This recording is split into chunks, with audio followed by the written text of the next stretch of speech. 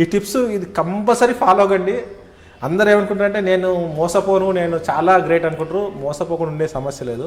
మనకి ఎప్పుడైతే unknown call నుంచి వీడియో కాల్ వస్తుంది కదా సార్, మనకు వీడియో కాల్ వచ్చినప్పుడు ఫోన్ అటెండ్ చేసే ముందు ఈ కెమెరా ఉంటుంది కదా, ఫ్రంట్ కెమెరా, ఈ ఫ్రంట్ కెమెరా క్లోజ్ చేసి వీడియో కాల్ యాక్సెప్ట్ చేయండి. మీ ఫేస్ రికార్డ్ కాదు, అక్కడ ఏముందో కనపడుతుంది. ఇన్ కేస్ హనీ ట్రాప్ ఉన్న అక్యూజ్డ్ అనుకోండి, అక్కడ అమ్మాయి న్యూడ్గా కనిపిస్తుంది, కానీ మీరు కనపడినంతసేపు వాటిని బ్లాక్మెయిల్ చేయాలి. కెమెరా క్లోజ్ చేసి ఫోన్ అటెండ్ చేయండి. అన్నోన్ కాల్ కాదు, ప్రతి కాల్. అందరూ ఏంటంటే అన్నోన్ కాల్ చేస్తే సరిపోతుంది కదా, నోన్ కాల్స్కి ఎందుకు ప్రాబ్లం అంటారు. స్కూపింగ్ అనేది ఒకటి ఉంటుంది సార్. దాంట్లో ఏంటంటే మీ పేరుతో నాకు కాల్ వస్తుంది, మీరు కాదు నాకు చేసేది.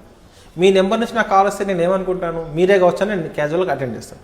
అంటే అది స్కూప్ కాలా లేకపోతే ఫేక్ కాలా అని తెలియదు. చాలా మందికి మన నెంబర్ నుంచి మనకే కాల్ వస్తుంది కొన్ని సందర్భాలు.